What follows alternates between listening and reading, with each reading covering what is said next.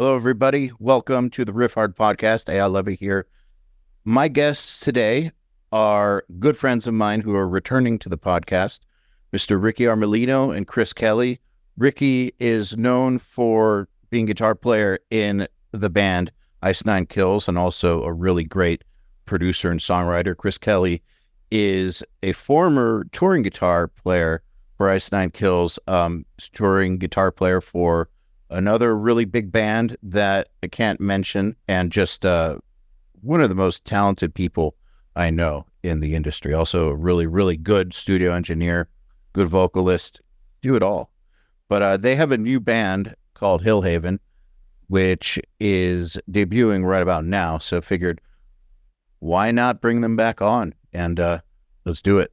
For anyone who's listening right now, you're probably not going to get all of the B-roll of us eating chicken and trying to figure out Zoom, but it's a shame. You should get that. That's its own episode. Hillhaven.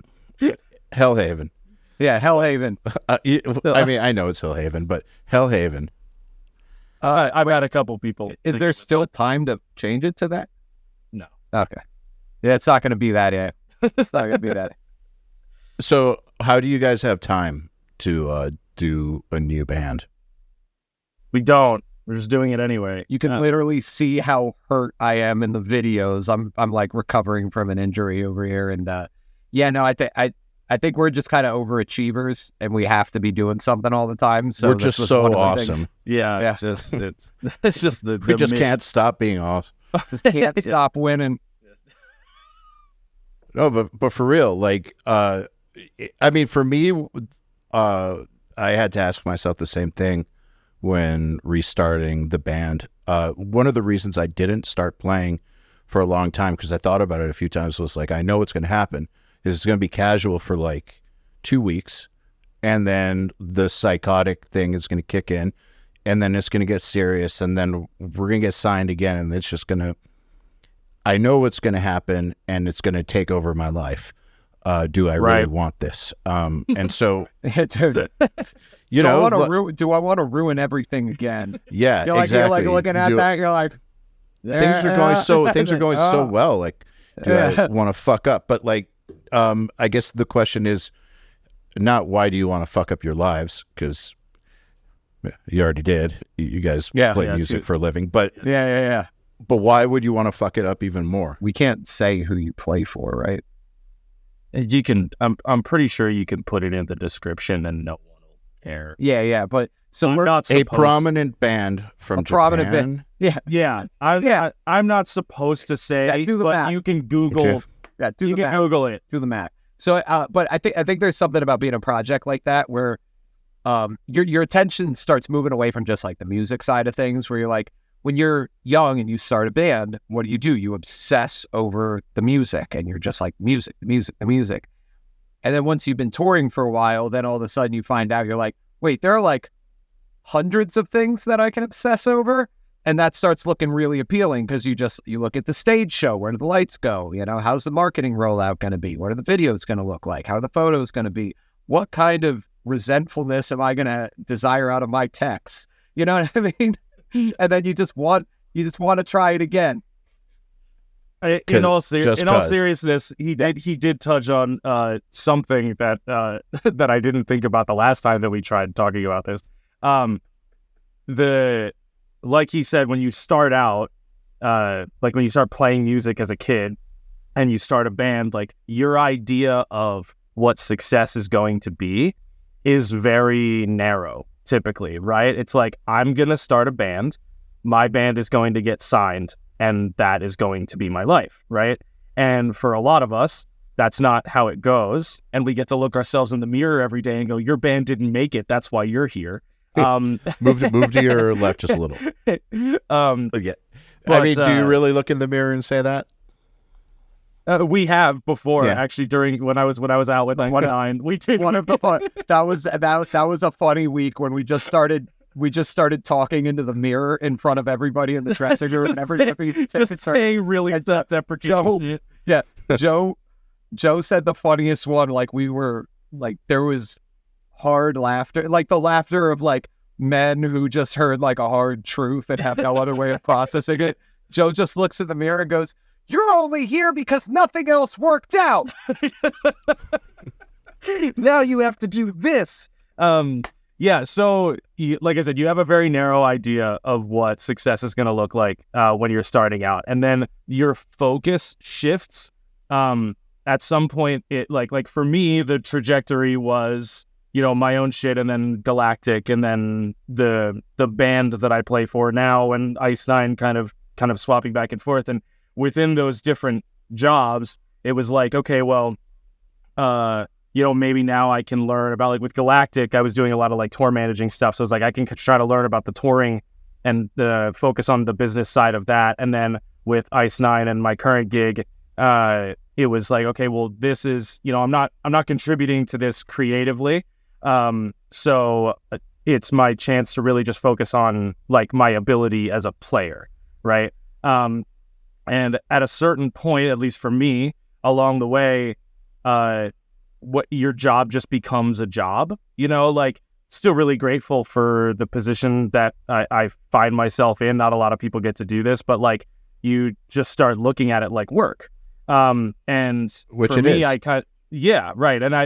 But like you kind of look at it the same way in certain cases as like somebody who's going to work a 9 to 5 is just like, oh, all right, packing up, going to Japan again, whatever it is, like, which is a crazy thing to get jaded about. But I've never been to Japan.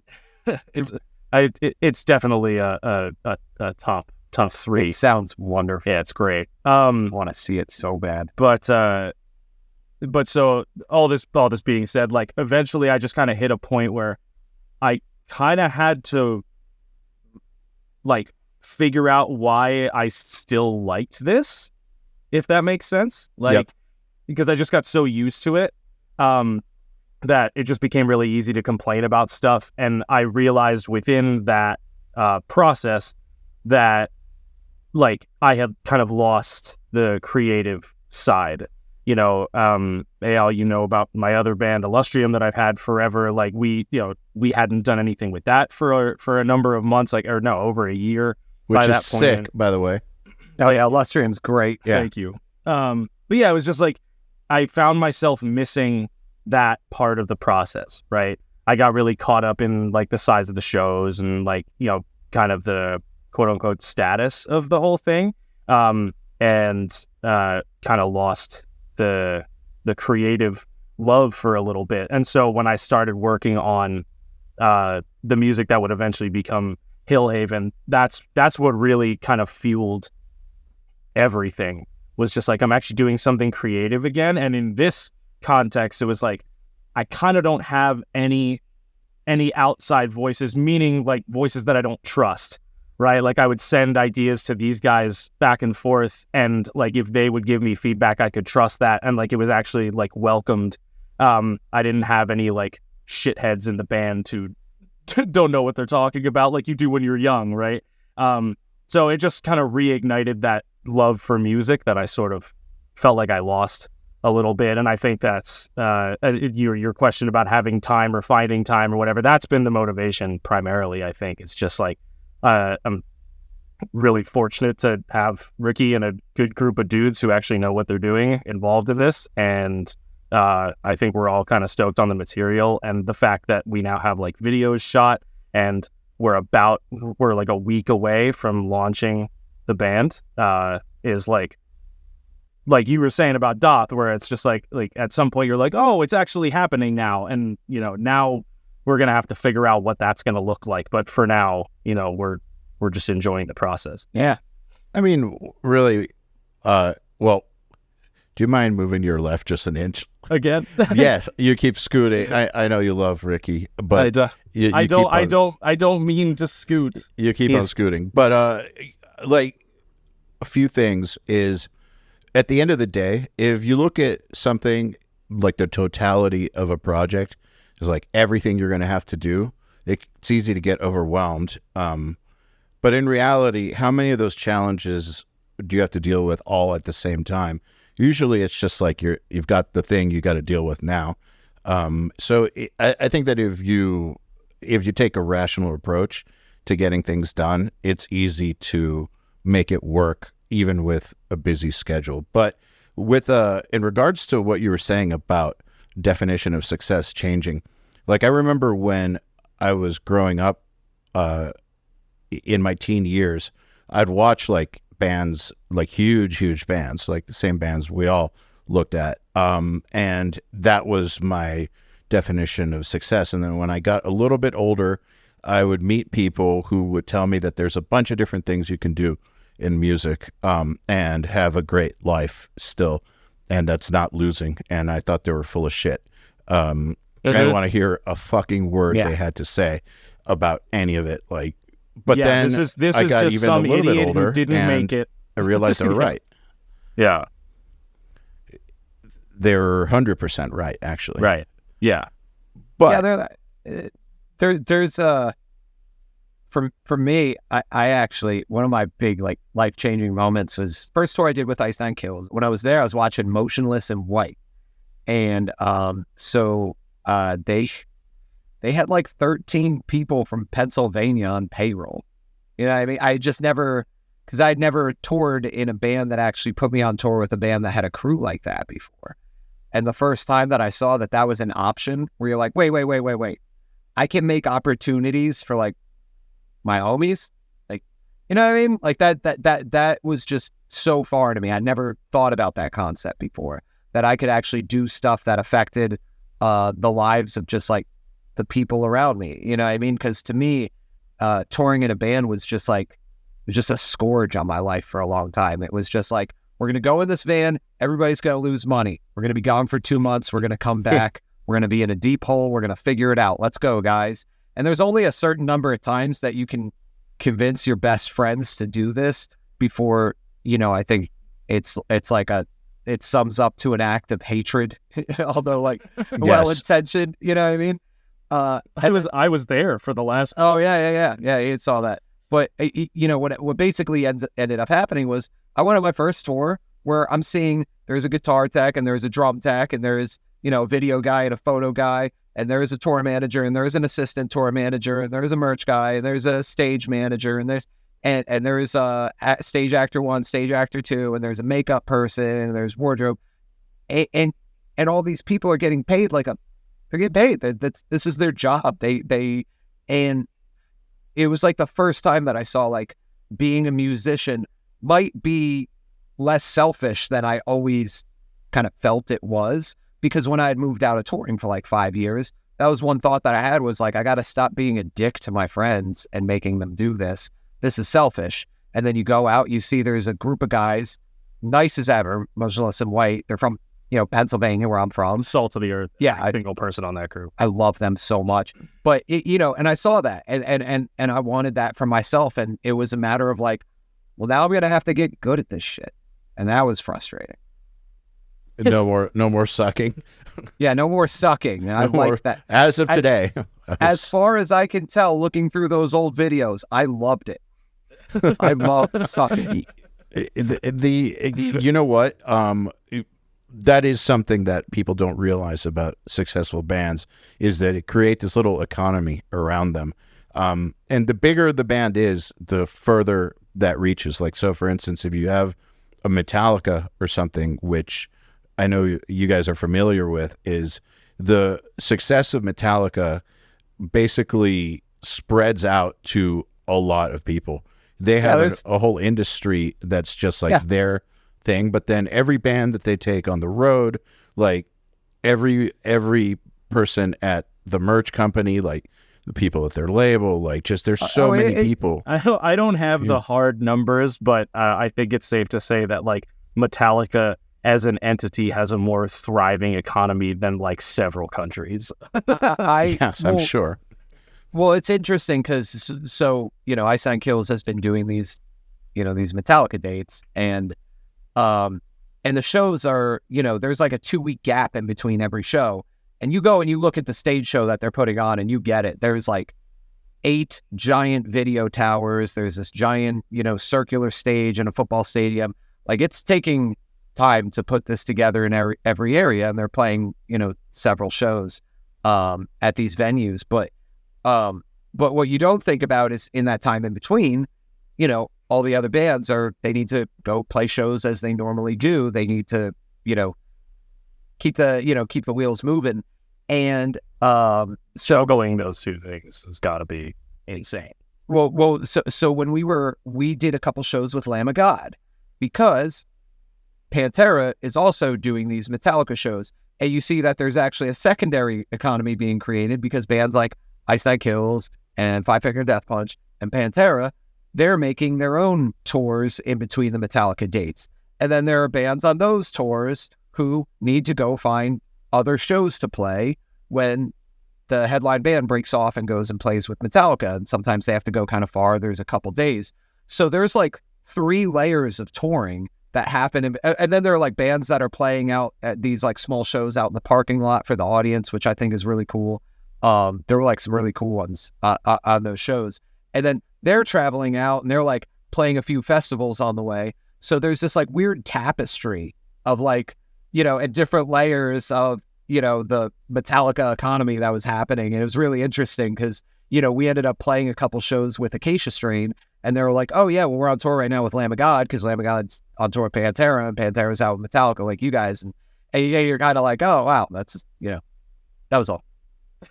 But yes, and then that's all. If you factor in that every single one of those bands is employing people. Yeah.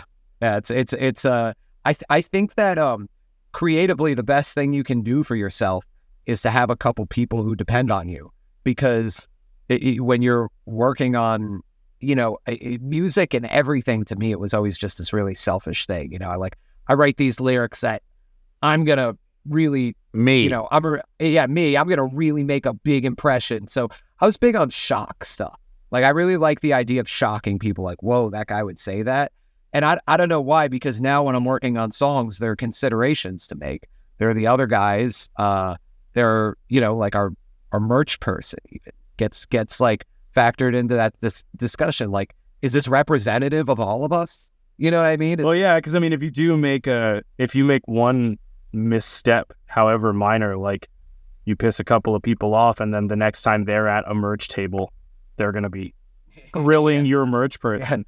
Why do you associate with these guys when they sang about this? You know what I mean? Like, yeah, I'm pretty good at staying away from those topics. I just mean more in general. No, but I just mean like in general, like everything trickles down. Yeah, everything trickles down. It's really easy, I think, to forget like how small the business is, like the industry in general, like, because when you're in it, it feels so massive, especially when you're doing, I had the opportunity to do a couple of the Metallica dates when I was still playing with Ice Nine. And like, when you're in that environment, it seems so like unfathomable, like larger than life. Like, how does all the logistics around this possibly work? There's so many people, when you're used to the level of touring where like you see every member of every band every day. Whereas like when you're touring with a band like Metallica, you don't see them most of the time. You know what I mean? Like we do now. Yeah. And now you do, but but like it took a while. You know what I mean? Like when we did those shows when I was doing it, like we I think there was a reason for that. And I think that those COVID stuff? No. Well, it could have been, but I think those shows were just a lot more hectic because I think they were flying in for those. There wasn't like this giant stage show. So the guys are in town for a few days before everything happened. That's true. At these arena shows, they really do kind of come just to be at the show. Like they've been watching all of the artists. They always talk to all of us. Like we chat about the show, and they'll be like, "Oh, I saw that you were doing this. That was really cool." There's something that's so crazy about getting a chance to know those guys and become friends with them, because there is no distinction between them and like just a band that you would be on tour with. They want to chat about what guitars you like to play and like, oh yeah, I used to have one of those. And then they want to chat about new bands that they found. They want to chat about how everybody's set went. I've never once felt like out of my element having a conversation with one of them, because they always go way out of their way to make sure they're like, hey, I really appreciate you being here. You guys like really helped us out a lot by being on this tour, and I'd love to get a chance to know you. And it's never been anything shy of that once. And it's like, God, and that's another life-changing moment, because it's like, God damn, even if I got that successful, I could be that cool to everybody. Like, that's okay. You know what I mean? Like, that's great. Yeah, I don't think a lot of people think that, rock stars like can be people. Oh my God, they're awesome. So that's been really exciting. Yeah. It's wild. How long did it take before the surreal nature of it wore off and it was like, all right, they're acting like normal people. I'll act like a normal person too, and we'll just chill. There's like like the marble going in the hole game. Mm-hmm. It's like the in this situation, the metaphor is depression. Sometimes depression works out, but I was actually having a really tough time with the amount that we were touring early on. And I just remember it was like, I think the second show we played with them, I had a pretty, it was like a 10-minute conversation with Hetfield. And I remember calling somebody I was close to, and I was kind of crushed because I was just like, I'm in such a bad state. I wanted it to feel like something. And it was like, that was like how, how much of a toll all the touring was taking on me. And it started becoming surreal afterwards. So there was this period of time that I think like, I just couldn't kick into gear. Nothing. I could have met Barack Obama and it would have, just been like, yeah, I mean, it's weird. He was just a guy, you know what I mean? Like he wasn't glowing. There wasn't, you know what I mean? There wasn't like music didn't start playing. I didn't get shot with a silencer. Like, I don't know. It's just, but it was. That's the Clintons. Yeah. But so there was like, I kicked it, like I had to do a lot of work to get out of that spot. And it was like the one time we were in the dressing room and I needed to get something from my TM's office. And it was like way down these arenas, like I'm starting to, get like kind of a idea of the layout. You just walk around a giant. It's just a circle. It's just a fine circle. Yeah. So I'm like walking. Yeah, for it's like just a ring. Yeah, it's like I'm walking for like 15 fucking minutes, and I finally. It's the worst when you go the wrong way. Oh my God! I get to her door. It's super late, and I'm tired, and I'm trying to communicate with her about something, and one of the guys from Metallica was getting my attention, and then I like turned, and they're all getting ready to perform. And I got a chance to just hang out with them for a little while they're, like they have a bunch of friends around and they're just, kind of doing the stretches and getting ready. Mm-hmm. And everybody's just chatting. And I accidentally ended up in their warm-up party. Like I even ended up in the like, let's go, hand out, let's do this. And that was when it was just like, oh my God. You know what I mean? Because it's crazy. And it was like, finally I saw it through a context of being like, Am I schizophrenic? Am I just schizophrenic? Is any of this actually happening? I think did it? Like, I don't know. Yeah, jury's out. yeah, jury's out. That's a whole other fucking box to unpack, and there's a lot of tape on that. Oh, but I mean, I think like a lot of what you were saying about how it took you a while to like kind of snap out of it. Yeah. That kind of goes back to what we were talking about, how like easy it is to get jaded in this business. Like, is it like nothing? I mean, now I only did 3 of those shows before I went back to my gig, and they were, where was it? Vegas, Pittsburgh, Buffalo. Vegas was the first one. That was several months before the other 2, and that one was like, holy shit! Like, I can't believe we're here. Yeah. Buffalo, like no joke. I walked into the stadium at Buffalo, like, all right, cool, we're at work again.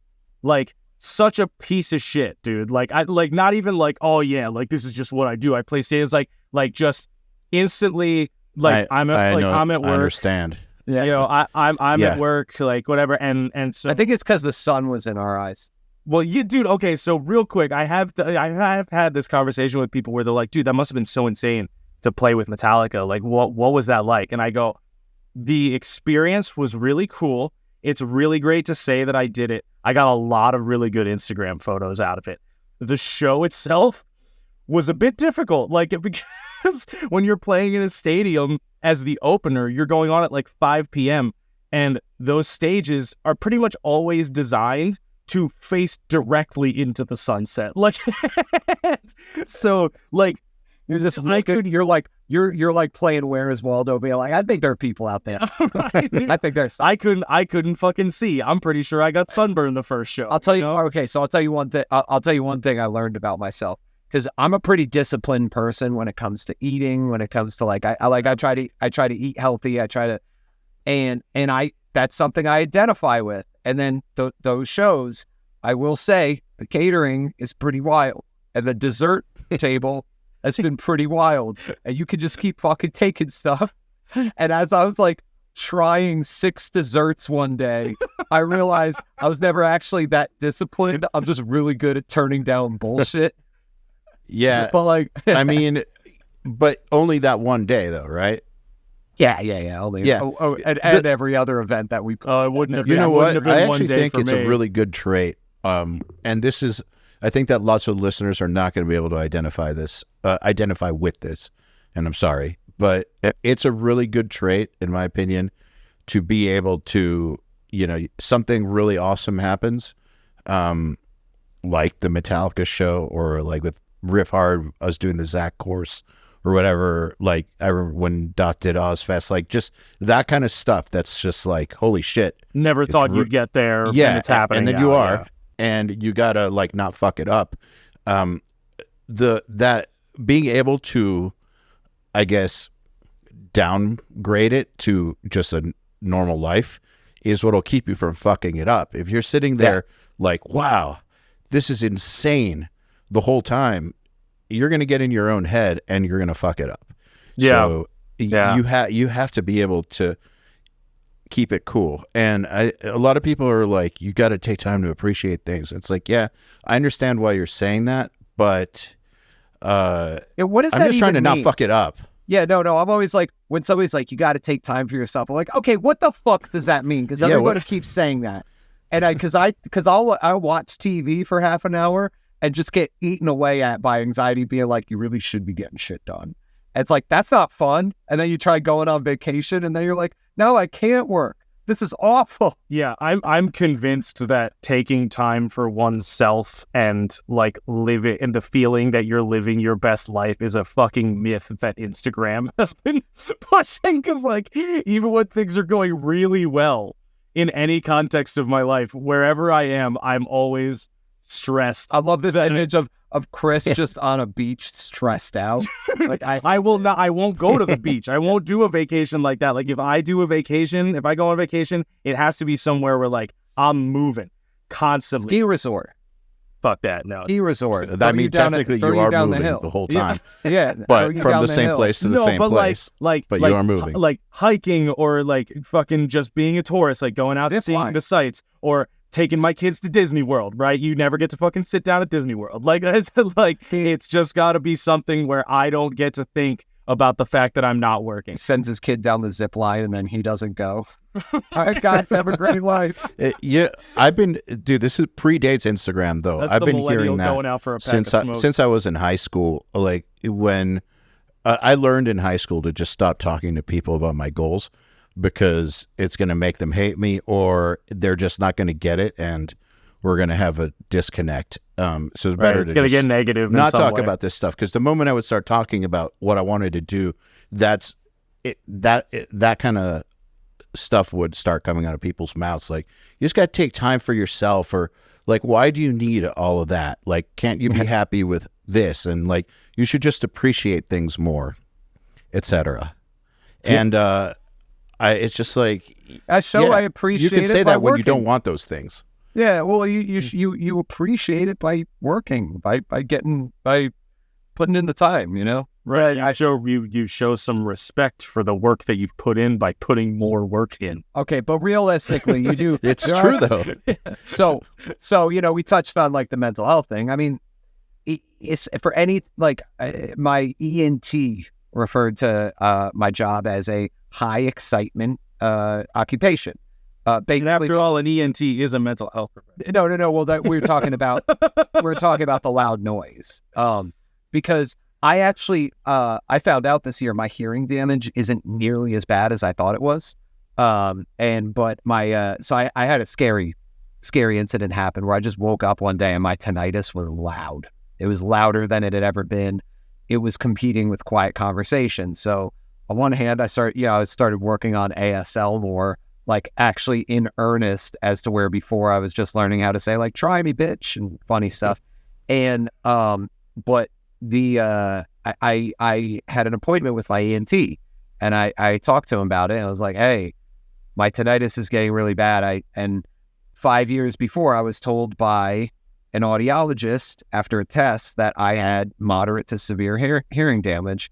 And then they spent months trying to sell me $9,000 hearing aids. You cannot get health insurance to help on those. So that's just a no, for a musician being like that. No, I'm not spending $9,000 on something. That's insane. And that's what it feels like buying in-ears. Yeah, exactly.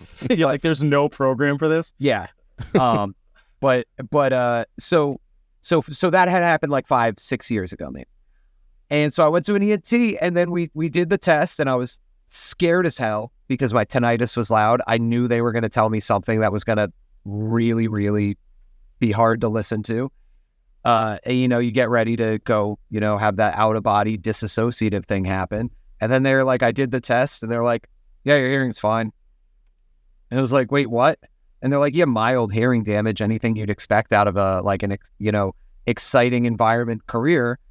And then I found out that the audiologist I went to was well known to lie to people to try to sell in-ears, or not in-ears. Sell in-ears. Yeah, sell in-ears. So he was an agent for JH. But, so that being said, there's like always a lot of health, like physical things you're doing yourself. There's a lot of emotional things you're doing yourself because you're pulling yourself away from your whole support network. They're looking at your life like you are having fun 10 hours a day.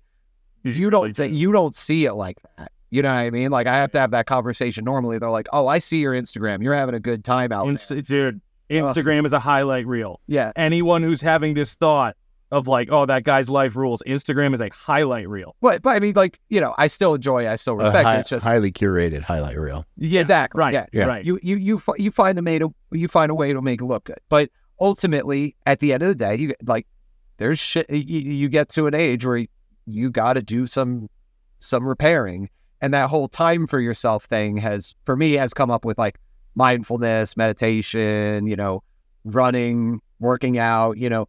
I have to force myself to have times in the day where I take 10 really deep breaths.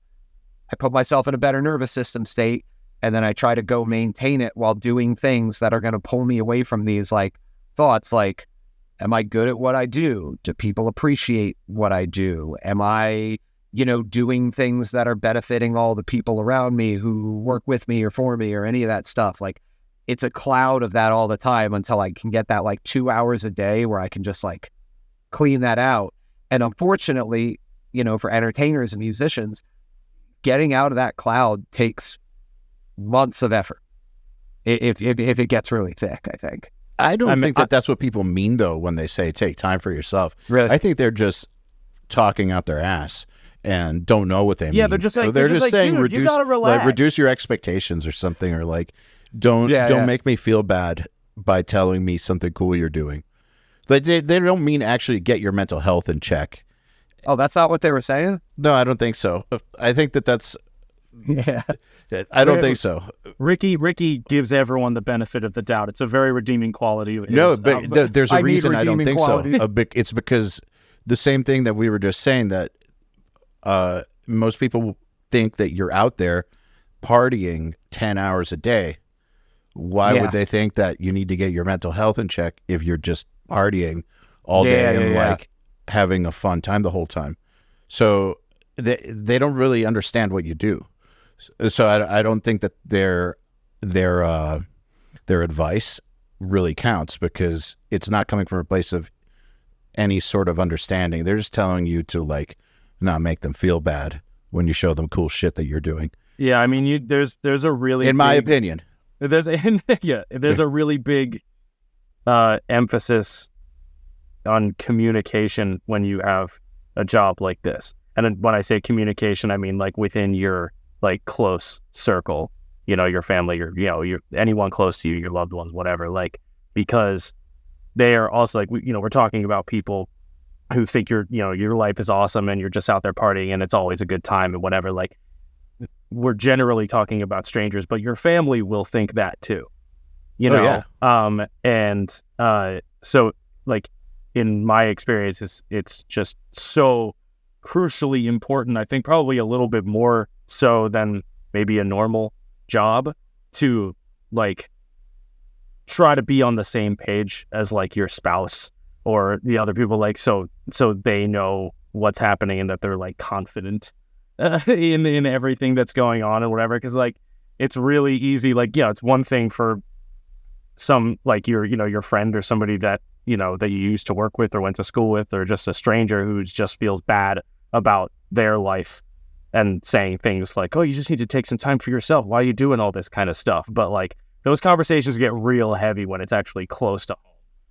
Well, I will say something. I feel like I was actually, this is a conversation I was literally having this morning with somebody who I'm very close with, who's kind of dealing with similar conversations. Somebody that they're really close to is accusing them of not spending enough time doing specific things before they go out for a long time on tour and have a lot of fun. And for them, they're frustrated. We were talking about, because, he was saying, I'm frustrated because I'm not going to be having that much fun. It's work. And, I'm being accused of not spending my time home correctly because of this impending fun. And for me, I that kind of stopped, I think, when I hit like 30, because I think there's this thing that sort of happens that you have to like almost prove to all of the people in your life that you're about it. You know what I mean? Like, I think a lot of people, like, there's like this like little thing underneath that conversation where they're like, hey, clock's ticking. You're going to need to figure it out and become a foreman or some shit. You know what I mean? Like there's usually an assumption that you're not going to be doing this for the long haul. It's a phase. Yeah. The assumption. And once you get through that, and I think then there kind of starts this new relationship with some of the people in your life where all of a sudden they start kind of like trying to figure out what it is you do. And they're just like, okay, let's reshape this relationship. So what do you do?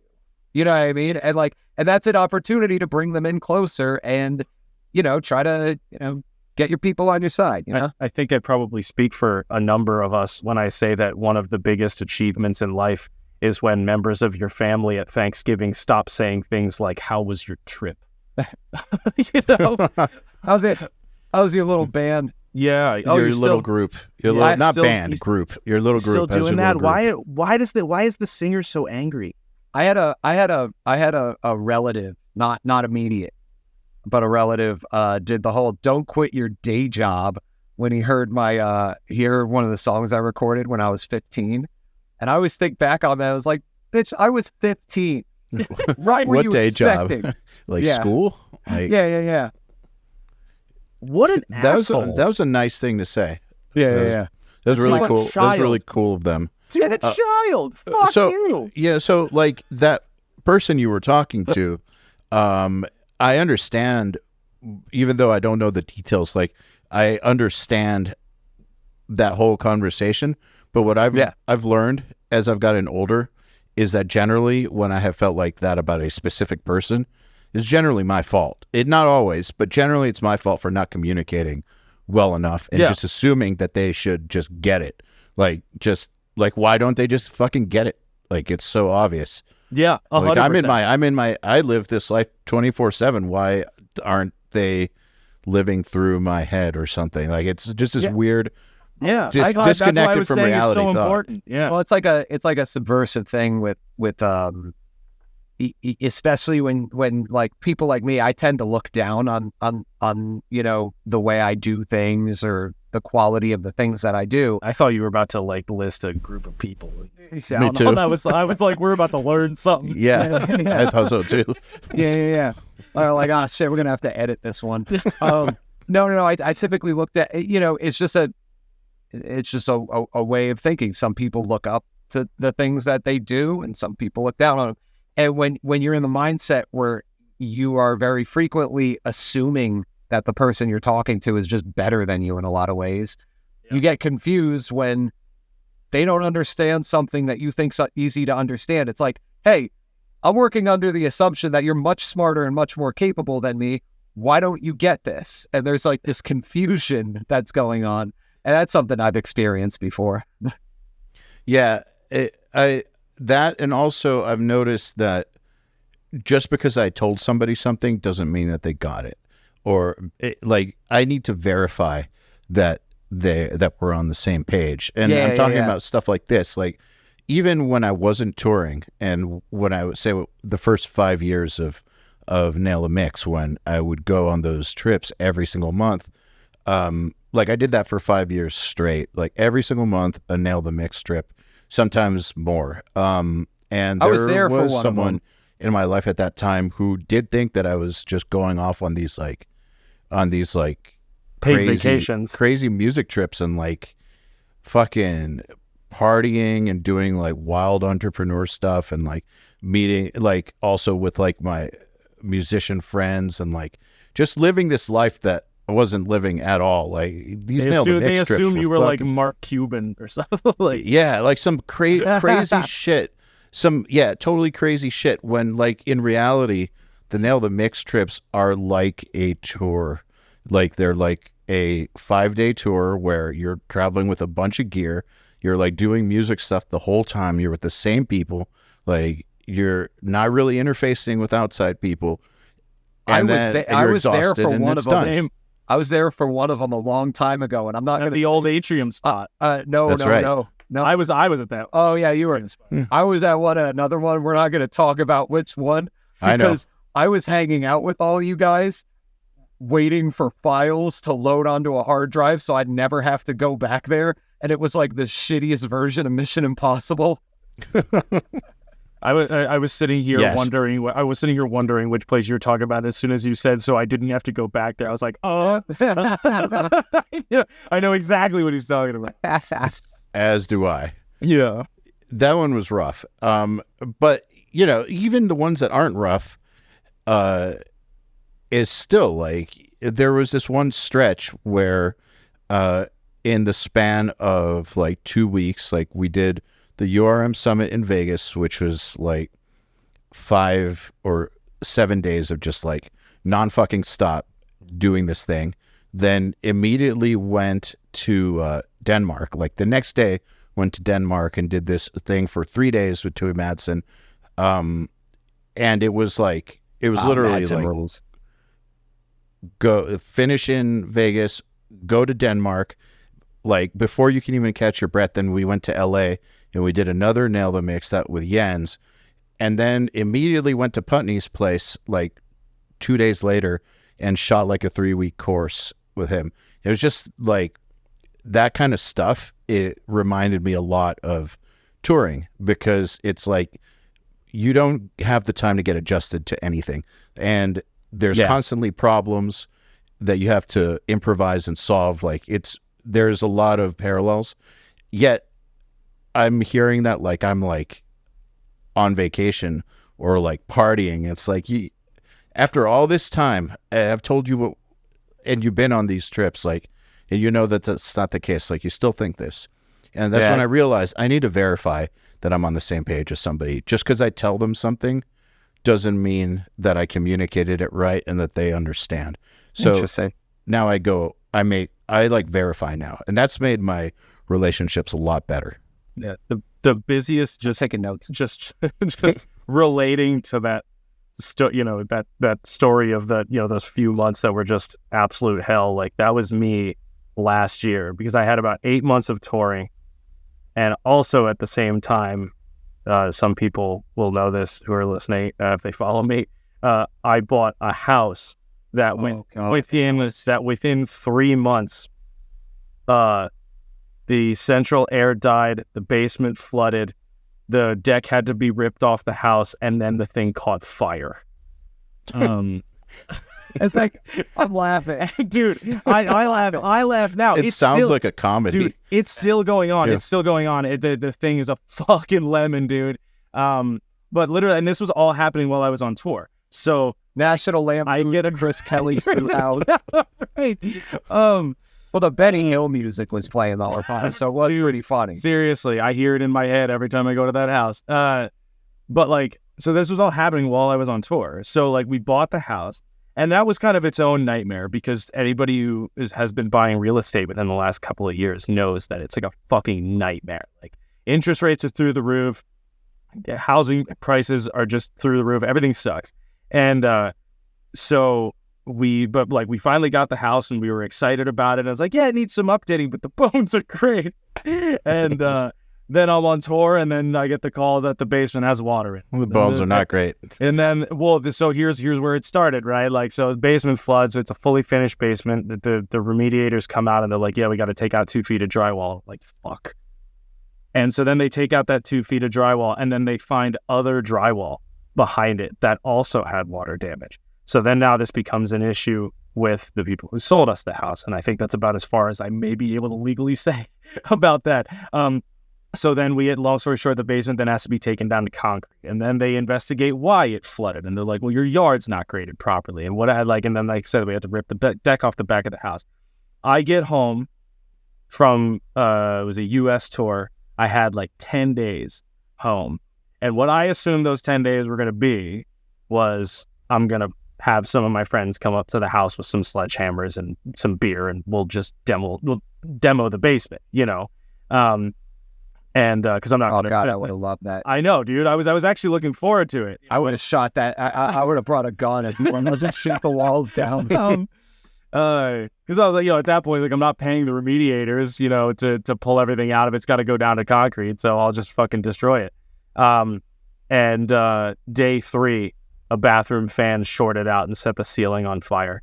The house was not going to let you interfere with its plans. Yeah, and so we go running out of the house with the kids and the dogs, and as we're running out of the house, the guys who were coming to repair the central air that had broken a couple months earlier were pulling in the driveway, and they're like, there's smoke coming out of your roof, and we're like, yeah, we know, call 911 please. Dude, fucking like insane. So, but all this to say, like, bringing it back around, the people who, see your Instagram feed or know what you do for a living, and they're just like, oh, it must be so great that you're out there doing all this stuff. And it's just like, well, I've been to Japan and LA and Germany within the last 3 weeks, and all within that time, also my entire life has fallen apart. You know what I mean? So like, it's not like, yeah, the shows might be cool.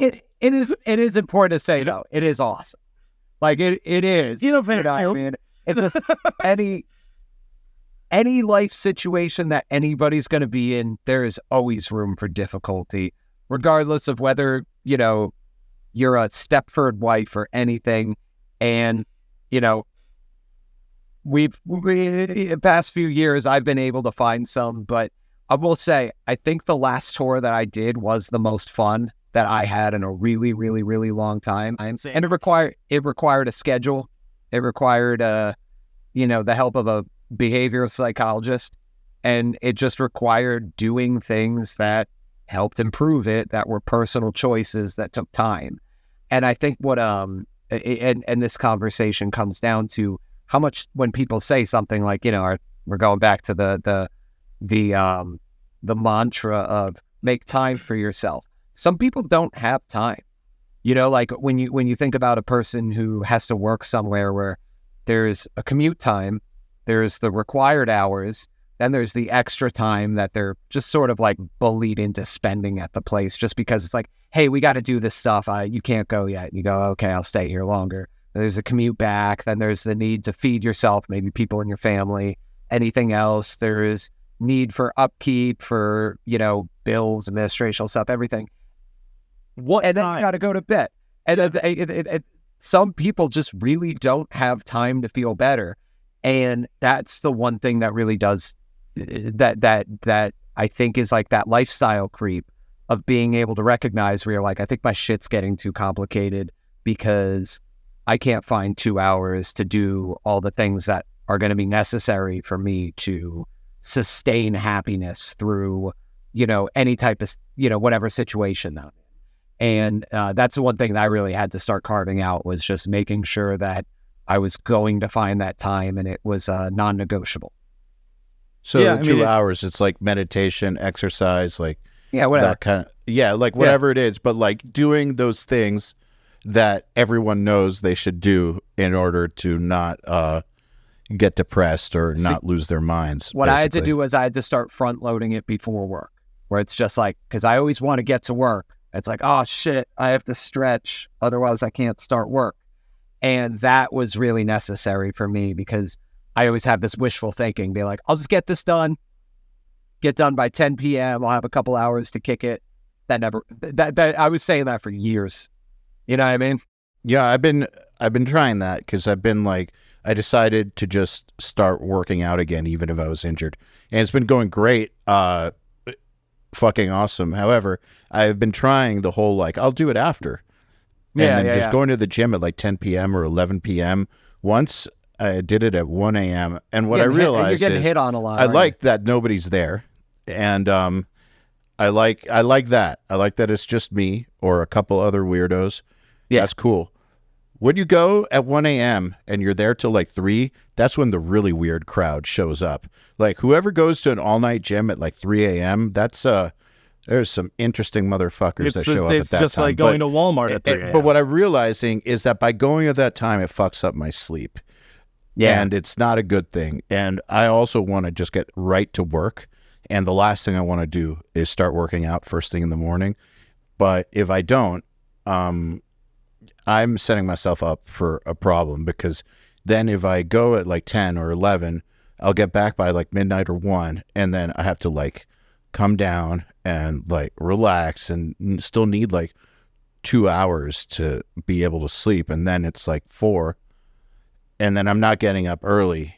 Yeah, no. And then it's just it's not good. That 3 a.m. Treadmill, that's a bad one. Oh yeah, it's really a bad Nothing treadmill. good happens. No. I had to start doing like prison workouts instead of going to gyms because I'm now going to Asia so much that in Japan specifically, most of the public gyms there don't allow you in if you have tattoos. That's correct. And so really, yeah. Because, well, for such a long time, the only people in Japan who had tattoos were the mafia. Interesting. This is a real thing. Yeah. I didn't know that. So yeah, like if you want to go to like a spa or a bathhouse, which I don't know why you'd go to one of those, but I can think of a few reasons. yeah, I guess, but yeah. And I'm just thinking about how nice it sounded. Basically, any like call it like I don't want to say luxury, but like doing something for yourself. Going to the gym, going to a spa, going to a sauna, going to whatever, like that kind of stuff. Like if you have tattoos, a lot of the time it's like my parents tried so hard to talk me out of them, and that's all they would have needed to have told me. They're like, you won't be able to go. You won't be able to go to a hot tub in Japan. I'd be like, fuck. Yeah. This is true even in hotel gyms and hotel spas. Yeah. They're loosening up on it a little bit now. As it becomes a little bit more like tattoo shops are starting to pop up around, like legit tattoo shops are starting to pop up around like Tokyo and stuff. So it's not quite as taboo as the younger generation begins to take hold, but it's still very much a thing. And so, and a lot of hotels just don't have gyms there. And so like I just had to start, tell you if you've been in a hotel in Japan, also, you know how small those rooms can get, like just having to take the little hallway that is both your entrance and your bathroom to just do push-ups and stuff in the morning. Like that's what I've been having to do. It literally feels like one of those scenes where the guy's just in a cell. I love going to European gyms. I remember this. I'm sorry, you first. Oh, I was just gonna say, like body weight exercises are great. You can do everything you need to do, pretty much, almost. Yeah. With body weight, almost. Yeah. But what were you saying? You love what? I love foreign gyms, and I just remember I was in one in Germany, at this hotel, which actually was another funny story from that one. There was like the AC was broken in the floor that my whole entire tour was in, and it was like 82 degrees. Did they had AC in the first place? Yeah. Like AC that could break. I mean, yeah, in Europe. It's pretty nice. That's crazy. But no, so I went down to the gym and I just remember working out, and then this guy came in who's massive, and he, he was definitely European, and he just, set his Bluetooth speaker down, and it wasn't Venga Boys, but it might as well have been. He played like the most boisterous, like 90s, like Euro techno, and he just was like, he was just getting it. And it was like, the music was so loud that I took a phone call from my mom and I had to leave the gym because it was just so, like, he was just like, it was full volume. And I just really I admire the I concept. liked it. Yeah, I liked it. It was a fun time. But I just remember that night I drank both my water bottles that were complimentary with the room. And because I was at the gym, a bunch of people came down and they managed to get standing fans for the rooms. But by the time I was aware of the situation, I went to the front desk. There were no standing fans left. So I asked if I could get another bottle of water. And I remember the guy explaining to me that I already had water. And I was like, no, and there's a little bit of a language barrier. We're like, I know, it's gone. I drank it. I need more of this very renewable resource, please. Not possible. Yeah, it was like there was this like circular argument where I was like, I'd like more. And then he was like, we gave you 2. I was like, I know. I drank 2. And he was in like, Germany? Yeah. Yeah, of fucking course. Not possible. Yeah, he was just like, well, no. I was like, then I want a standing fan. He was like, well, no, then we don't have any. I was like, then I want a water. And then after 4 repetitions of this, I remember he like reluctantly gave me another 2 bottles, and then he let me know not to drink both of them. I was like, I'll make that decision. Yeah. These are mine now, motherfucker. Yeah, don't drink both of them tonight, then you won't have any tomorrow. That sounds Are very you telling me how Europe. bottles work? Yeah. Oh, fuck, dude. I That's like the first time I was like, I miss America. dude, I have I'll just give you water. It's not just because of being there more now. Even like the very first time going there, I have a way easier time getting around in Tokyo, where nobody speaks a lick of English, than I do in Germany. Really? Those conversations with people enrage me. Like when you ask like somebody at a hotel desk who is supposed to be the person who's like able to facilitate things, not complicated things, but just like, I would like a bottle of water. Okay, here you go. Like, that's like kind of their only job. Apart from like, welcome to the hotel, what's your name, here's your key.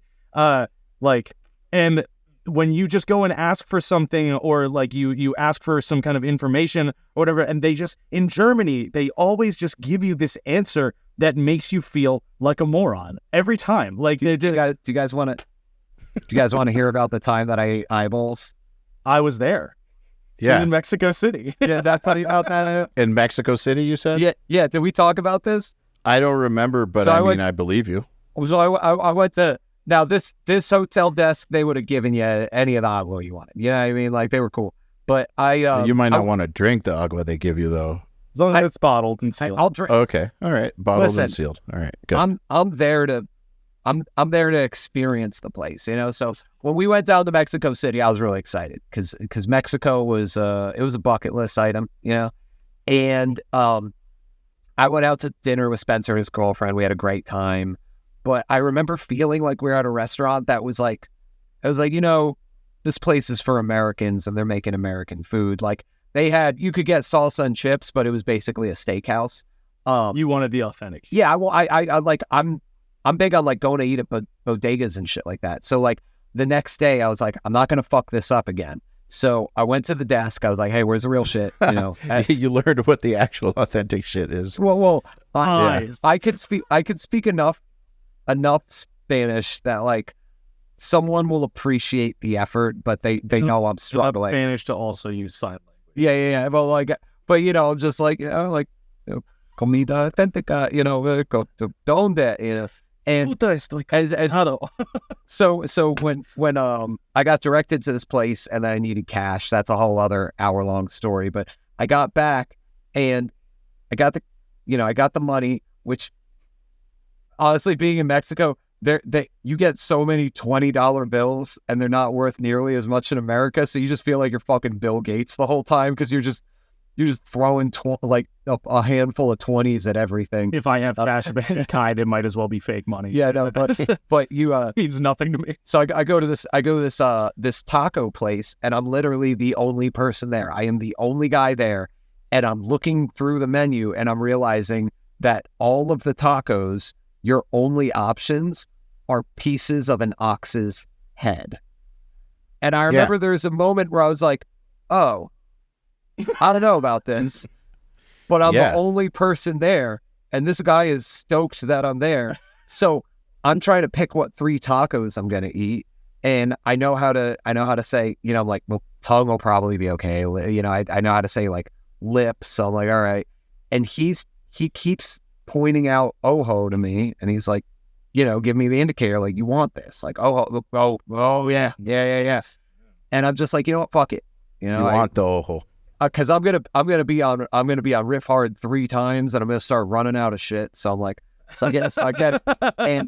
And this guy watches me eat it like he's fucking Joe Rogan, and I'm like, on fucking Fear Factor, Just wide, just what, you know, because I'm the only person there. So he's just fucking sitting, pointed towards me, thumbs up, just like, how is it? And I'm eating eyeballs in a taco, and there is nothing surprising about it. There's nothing surprising about the texture. There's nothing surprising Is it about like squeaky? Did it pop?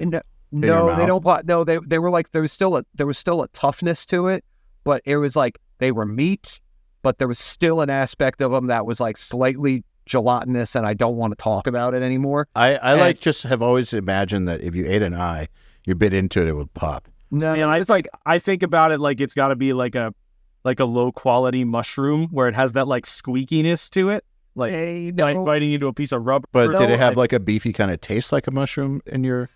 You know, I was kind of disassociating a little bit, but because I'm just like, there was a moment I thought I was gonna vomit just on the table, but I'm just like, yeah, I'll get thumbs up, you know. And I remember leaving and being like, fuck, I got to get this shit out of my mouth. So I'm like, I ended up, there's like these awesome, you know, you walk through Mexico City and there's just food stand after food stand after food stand of I should have eaten here if I listened to the hotel. And then I go to a juice place and I'm looking through the juice options, and I'm not also pieces of an ox. Yeah. With this, like, so like I'm there, and then I park at Pina because I'm like, oh, I think that's got to be like coconut, you know what I mean? Because I'm thinking, it was pineapple. So then I'm drinking straight up pineapple, which isn't any better. I'm like, God damn it! Pineapple juice isn't any better than an ox. I wasn't loving the pineapple juice, but I didn't drink. I was going to say, what happened to that pineapple juice? I would argue pineapple juice is objectively okay. It's better. Yeah, I'm with Chris. It's better. On this one. Okay. This one just wasn't what I wanted. Well, it was fine. And then I remember getting street corn and being like, all right, I'm going to get street corn now. And I got sad. There's a lot of small. I didn't like the street corn very much. But later that day, I got some of the best tacos I ever had in my life. So it's okay. There was a difficulty curve to it, and I appreciate that difficulty curve. I also have a story about Mexico City. Eyal, I may have told you this before. For obvious reasons, I will not name the person, but suffice to say, they are a very prominent figure in the musical and metal community. Oh no! For 2 reasons. For 2 reasons, and meaning they've had 2 different careers and have been very successful at both. Yeah, they were just really pissed off that nobody in the hotel spoke English. Well, I don't even know if it was anger, dude. I don't know. We were at the hotel bar after the show that we played in Mexico City, and this person who, the people that he was associated with, we had been working with a lot that year. I'm trying to be as vague as possible. So he'd been around quite a bit, but we had never been introduced. I'm positive he did not know my name. And we hadn't spoken a single word to each other, just been in the same building a lot. Stark's mad. Yeah, Ricky's dog already. He's yeah. like, I don't like where this story's going. Yeah. Starks is like, yeah, they're gonna have to edit this out. So this person who has had a lot of experience traveling, like 100%. This cannot be the first time this person was in Mexico. We're at the hotel bar after the show, and he makes a beeline for our table, walks right up to us and goes, "This place is pretty fucking weird, man." And we're like, "What do you mean?" And he goes, "Well, like back in LA, like they speak Mexican, but they speak American too. And like here, they're just speaking Mexican." And so I'm Was he trolling? Well, so that's my first thought, right? Like this is a bit that just isn't landing. He's like, so we didn't say anything. I just stared at him. Like I just had prolonged eye contact. My booking agent told me not to have this conversation. And I just stared. Like I had no response because I was expecting him to be like, like, but he just never did. Like I just went. I actually had and he was like, and just left. He clearly regretted saying that, and he just left the room. And to this, you have no idea how badly I want to tell the world who this was. Like, it is unbelievable. He had to be trolling. He had to be, and then and then realized the joke wasn't funny, and then got embarrassed and left. He like played it back in his head afterwards. It's like, you know what? I'm gonna leave. Yeah, I gotta get the fuck out of here. I actually had. I don't want to. I had that moment recently. I was asked to speak at something, and it was at a show, and there were just people waiting to watch a band, and I was asked to speak on something like. Please tell me that's how you started your show. You ever notice everyone speaking Mexican? No. I just went up on a stage and I was talking, and people were just waiting for a band to play, and I was supposed to speak for 10 minutes. And I think I was maybe 45 seconds in. I was like, and that's all we're doing today. And I just handed somebody a microphone and I walked out of the building. I didn't say anything to anybody. And then I just got in my car and I went back home. And I was just like, and I wiped it completely clean.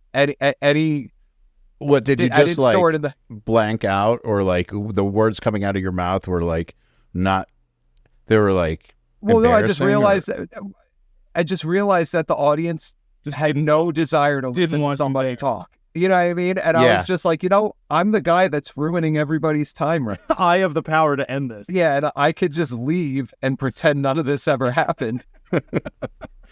Yeah, I mean, I back it. I back your move because having to, I don't know, like I'm not afraid of public speaking, but I don't want to get up in front of a crowd waiting for a show and giving them a 10-minute monologue when that's not what they're there for. Try getting up and playing a show to a room full of people that weren't told there would be a show.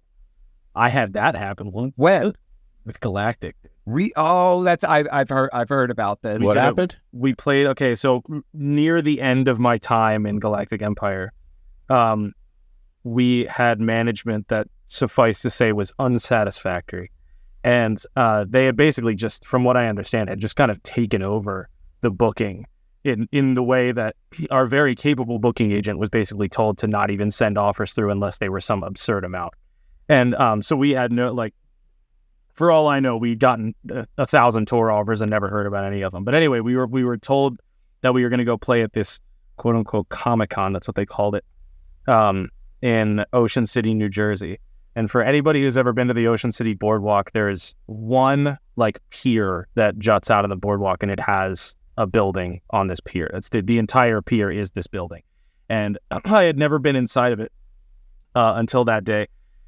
That's where the convention was being held. It was not a convention center. It was basically the size of a small, like an elementary school auditorium, full of windows, like large windows, broad daylight. There's no covering this up, and we're going in there setting up, and it's not a convention. It's a bunch of local art vendors that just have their tables set up in there. And surprise, it's a metal show. Yeah, clearly none of them had been told that there was going to be a show. Oh God. They were visibly not happy. We, if you could imagine, were even less happy because not only were we realizing what a mistake this was, dressed up as legally safe version of grocery store off wearing a robe. And setting up these fucking lights.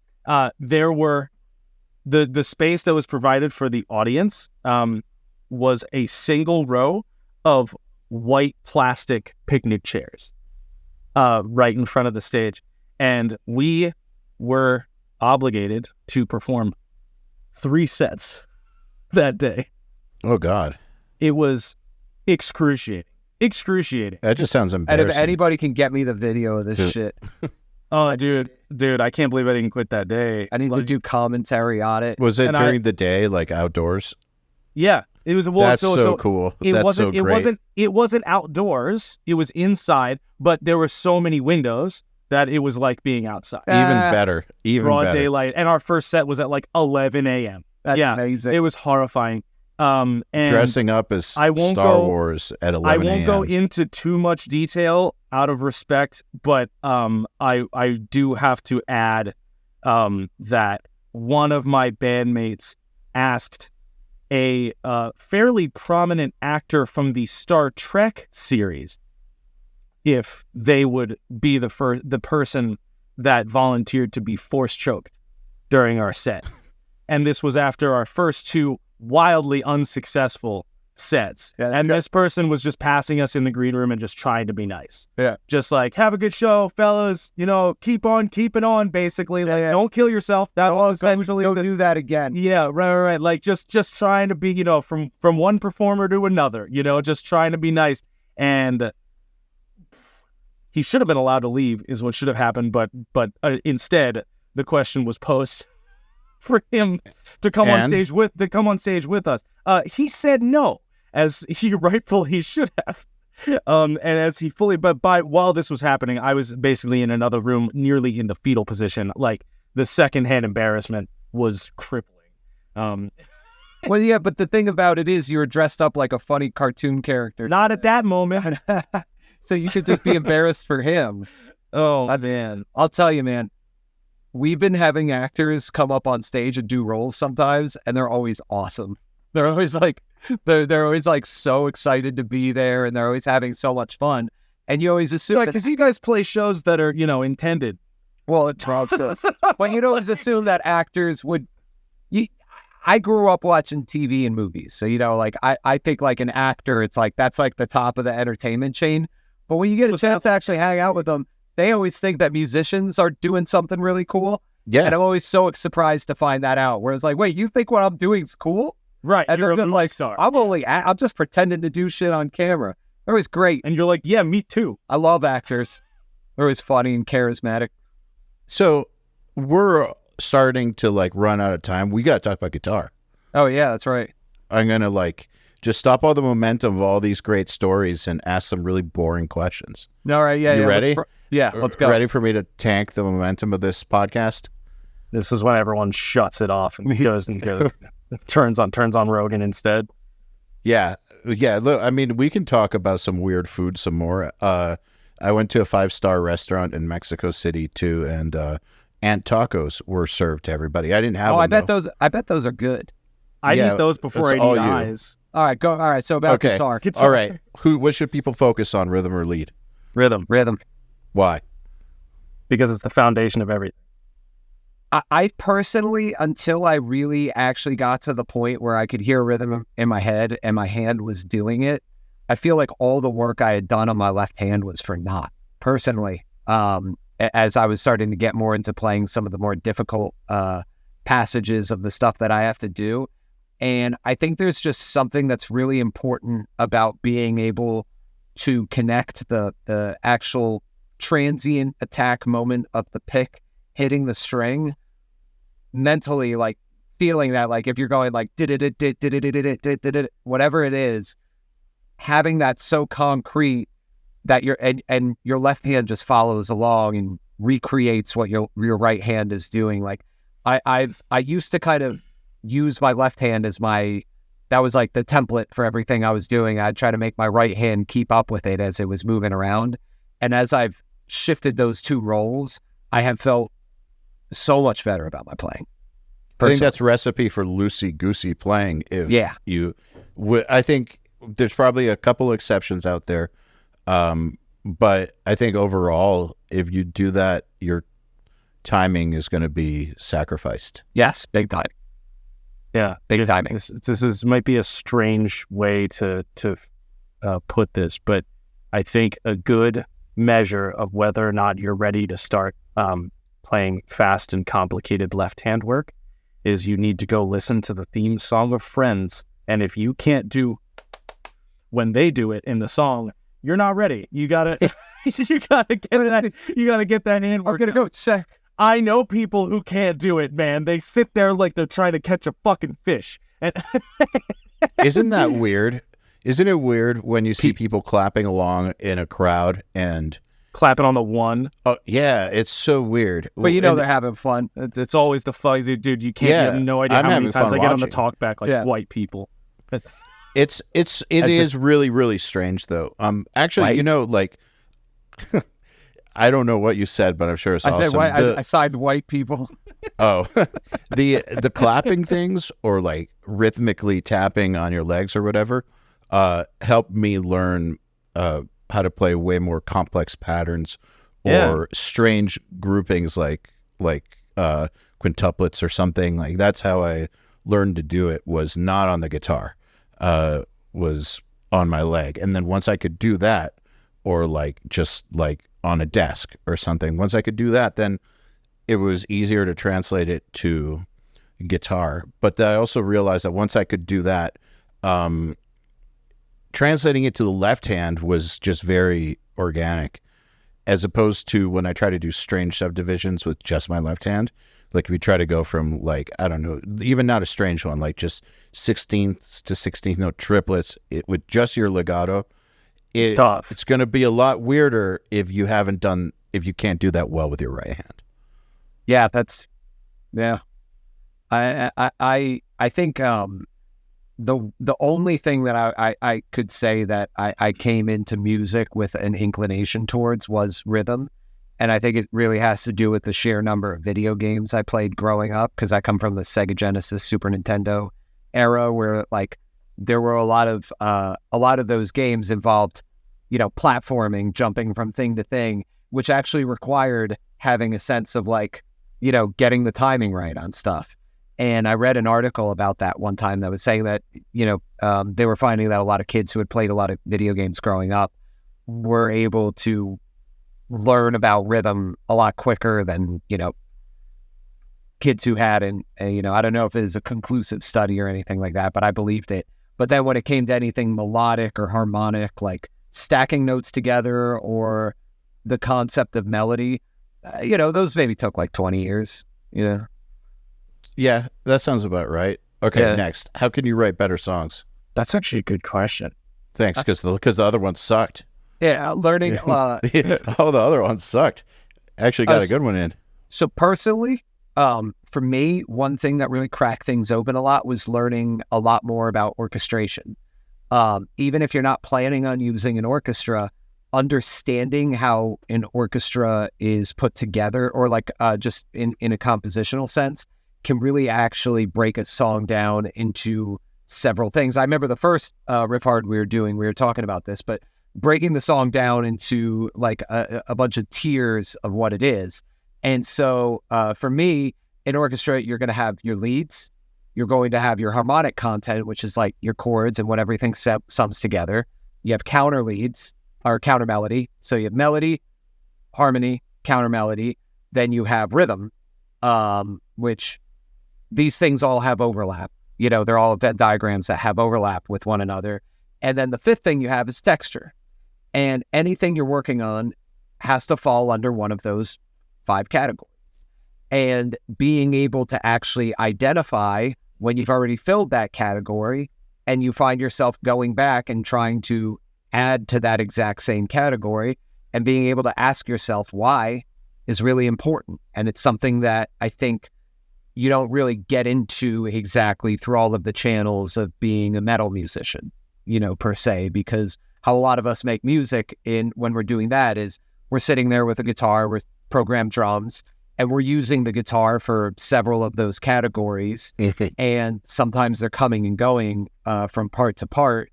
And we might not have a strong grasp on, you know, like, well, what exactly is my melody here? I have these 3 events. All of them are kind of partially that, but it's like, you know, they're chords, and then sometimes, you know, it goes up high, it goes back to the chord. and being able to actually sit down and listen to a part and say, if I was going to hum this part with my voice and say what the melody is, what does that sum up to? Then if I was going to say what the chord progression is, what does that sum up to? And these other notes here, are they supporting the melody? Are they supporting the chord progression? Why do I need these here? And then I think that's one of the most important things. Recognizing when everything has a purpose. Yeah. For me, it's just... Sorry, go ahead. For me, it was just like... I think it just comes from my like nature as a player and as a musician in general. I'm gonna name drop two Riff Hard alumni here. But I remember one of your episodes with Wes, how he mentioned, he said, I want to be an orator, not a reciter. I am so very much a reciter. And I think that's just because of how I came up. I was in a music program where I was doing covers all the time. And like, even when I'm writing the music, like I write it, I put it together, I do whatever I have to do to make it sound the way that I want to. And then I have to learn it later.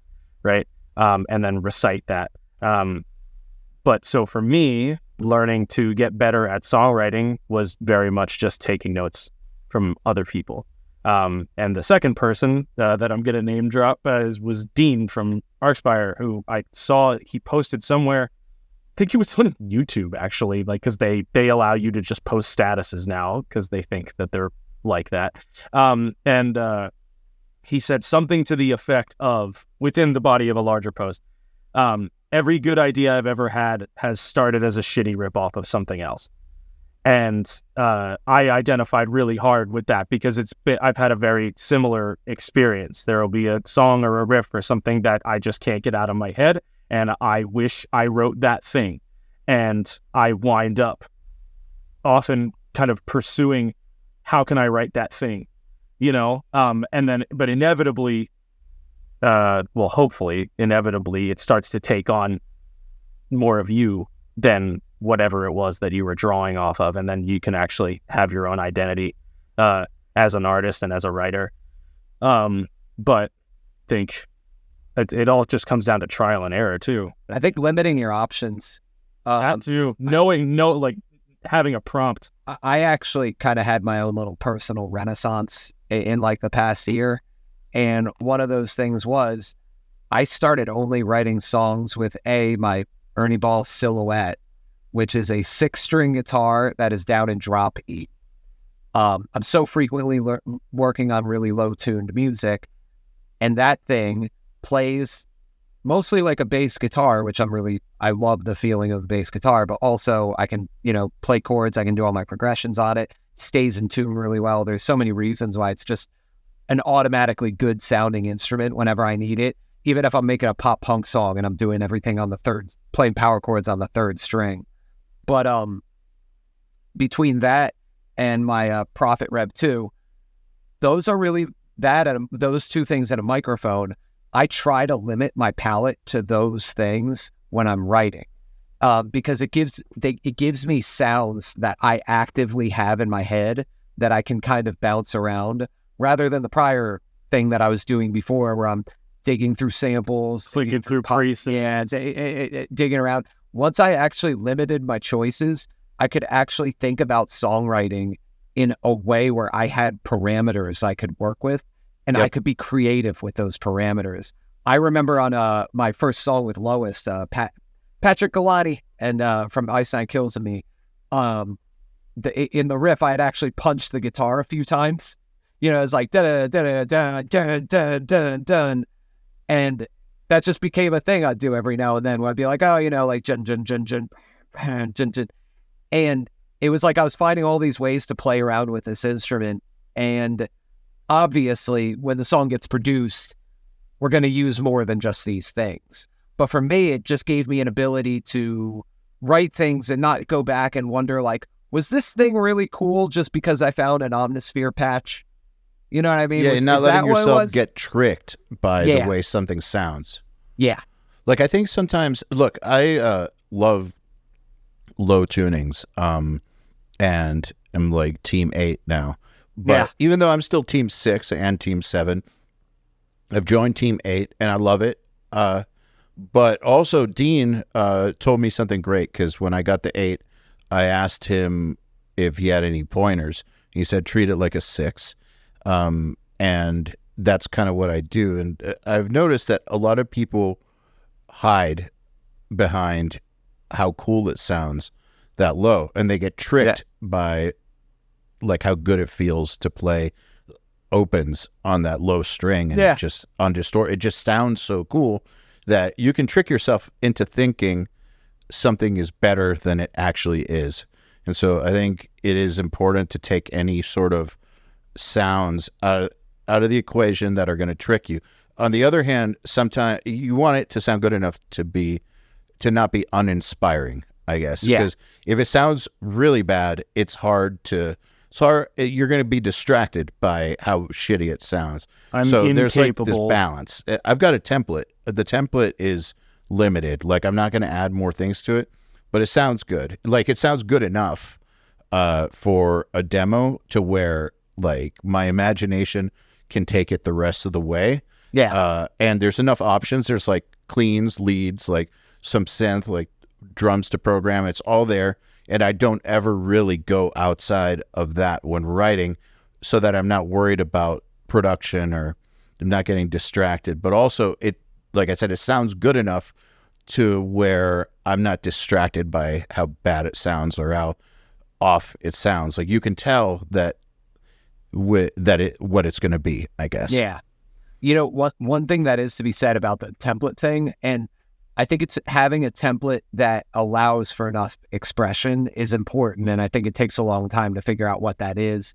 I've had a couple people in my life that I've seen them get kind of stuck in a rut because they have such some sounds are a lot more agnostic than other sounds. Like, some sounds are a lot more open for interpretation with multiple genres. And some sounds are just going to force you into a hole because they only apply to certain very specific genres, like certain drum samples, certain guitar tones, things like that. So I've had some friends, specifically with like a lot of the MIDI stuff, I've had some people in my life that I've watched them for years using the exact same sounds and pretty much getting the same result over and over and writing similar riffs because those sounds don't have the breadth of expression that's going to let them get outside of those types of riffs and those types of things. So that's, for me, I always have to ask myself that whenever I'm, you know, I'm big on just opening up a new session. I use Pro Tools, so I just import settings from like whatever my newest session was, and I'll have like a drum preset that gets brought over. You know, it gets used like 35 times before I finally get around to playing around with some knobs, and then that's going to get imported for the next year and a half or whatever. But I always have to ask myself, is this actually allowing for me to create different things, or is this just forcing me into a hole of making the same thing? Or is that familiarity good? Am I getting better at working with that familiarity or not? So I think it's like, it's good to always limit your options, but it's also good to, you know, really think critically on those options and ask, like, is it time that I get a different drum sound? Like, is it time that I try a different bass sound? Is it time I try that? And I think that's kind of like the type of thinking that lets me, you know, I work on a lot of different things at once. But I have to, you know, every now and then be like, you know, I think I'm going to stop using this guitar tone because it's really driving me to use this one articulation a lot. And now I'm like painting myself into a corner. Yep. I think it's also, that makes sense. I think it's also important to just not, it sounds like, well, yeah, duh, but like to not be like afraid of whatever might come out when you're just throwing darts at the wall, essentially. Like when you're writing, I think, like, I actually have a big problem. Like I'm virtually incapable of demoing something out without trying to make it the final product. Like pretty much everything in this body of work that Hillhaven's going to be putting out is like a mixed version of like what I put together that day. Because I just have this like obsession with, like, I have the sound in my head and I don't want to just throw down a placeholder. Like I want it to be what it's going to be. But that can wind up being a kind of a crippling thing where, like, you have an idea of something that you haven't done before. You got inspired by a certain song or a certain sound or whatever, and you want to try to do kind of your own version of that. And you're trying it for a few minutes and it's just not going well, and you abandon it. You know what I mean? Because you're just like, this isn't working. I don't know why, but I'm getting frustrated, and like it like makes you doubt yourself when the thing that you're trying isn't working the way that you would have hoped. And I think it's important to do your best to not be so averse to those moments, because like sometimes there's a little bit of a learning curve with stuff, and if you just kind of fight through it a little bit, you might actually wind up, it might not be what you like where you thought you were going to end up, but you might wind up like, you know, adding another skill to your bag of tricks, you know what I mean? Another thing that you can draw from in the future. Yeah, you can't be afraid to suck. All right, last question. What's the first song you ever learned? I think my first one, Iron Man. I think my first one was the riff from a song called Easy Target by Blink-182. Oh shit, really? Iron Man. I was at my friend Adrienne Pantanella's house, and she let me play her bass guitar, and she's like, "Here's how you play Iron Man." And I just remember sitting there and tuning it a couple times, one finger. I wanted to play the song. Someone earlier, I from spoke Freaky to Harold Friday. from Imminence earlier today. We did a podcast, and he said One Finger Iron Man was his really? first song. Yeah. That might have been, I think a lot of us watched the movie School of Rock, and I think that was one of the first things that that Jack played very simply to like test the kid's ability in the movie. So that might have been one of the first ones that I played. I wanted to play the song that Lindsay Lohan mimed in Freaky Friday, but I didn't know how to figure that out at the time. So I had to make do with other things. How about you? Fade to Black. Nice. Nice. That's a kind of a tough one. Is it? To be the first one? To be the first song you learn how to play? It is. It's the first song I learned. I didn't say I played it well, but Sure, but like that's, I don't know, like that's that. I find that impressive. it was It's not a single note thing. It took a while. Well, the thing is, the guitar teacher I had, it wasn't the first thing I learned. It was the first song I learned. Like full song. So, yeah. I had played classical guitar for like 6 months before that and fucking hated it. And it was because my parents wouldn't buy me an electric guitar unless I did this. I think they just didn't want me to play electric. So it was like this: if you do this for 6 months, then we'll get you an electric. When I was like 13, so I did it. But I fucking hated everything with classical. So by the time I got the electric teacher, it wasn't like the first time I ever played. I was still a beginner. It took a little while to learn, but it was cool. It felt like I felt good about learning it. Dude, I remember learning that song, like how stoked I was to get that acoustic chord progression down. That was such a cool little melody that they had in there. Like I was obsessed with that song for a really long time. So yeah, I relate to that. And they used inverted power chords in it. So like I learned inverted power chords from the beginning. Like I was thinking about that. I was thinking how that's not a first song for a lot of people, but like there's so much in that song. There's like clean parts, there's inverted power chords, there's interesting like harmonic stuff going on. There's non-solo melodies, like there's like all kinds of stuff. So it's like all good five first categories. Song. All 5 categories. What's that? I said all 5 categories. It's true. Yeah. It's true. God, all those Metallica songs. You just like I had to learn as many of them as I could when I was little. They're great. Oh, There's a reason they are who they are. Yeah, for sure.